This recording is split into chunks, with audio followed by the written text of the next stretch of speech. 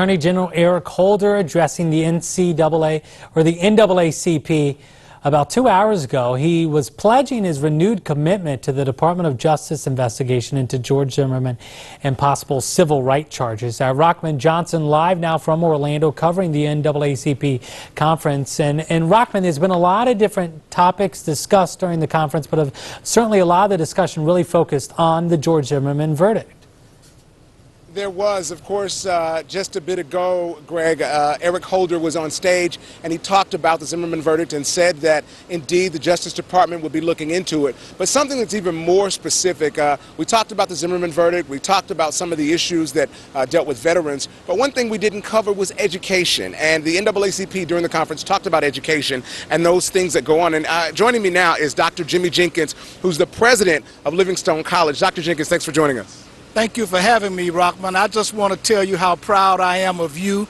As president of Edward Waters College, and you were a student there, I predicted that you would be a rising star because you concentrated on education, and so I'm not disappointed at all. In fact, I'm quite reaffirmed by the fact that you are where you are right now. Well, Dr. Jenkins, thank you. And I'm blushing. You're one of the foremost educators in the country. And I want to know, what are some of the things you saw here, being at the convention as an observer, as an educator, that the NAACP is doing to move forward education in the African-American community?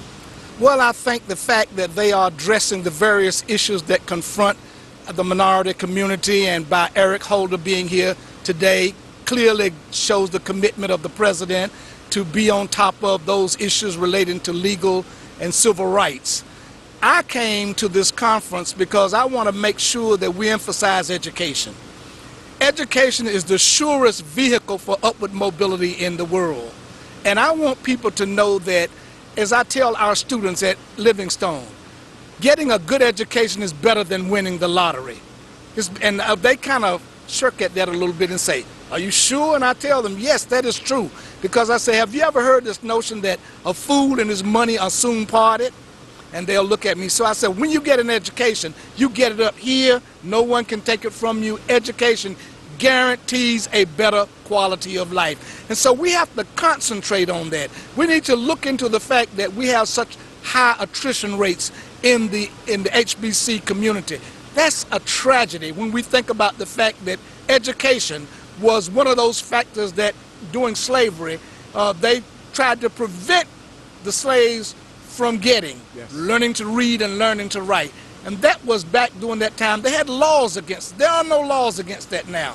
So we need to be rushing to get the education to colleges and so forth, and staying in there until we get that degree. Dr. Jenkins, thanks for spending time with us. Thank you so very much, Rockman, and I'm so proud of you again. I want you to know that. Thank you for the compliment. Thank you. And we are, again, looking at the resolution platform that the NAACP put out.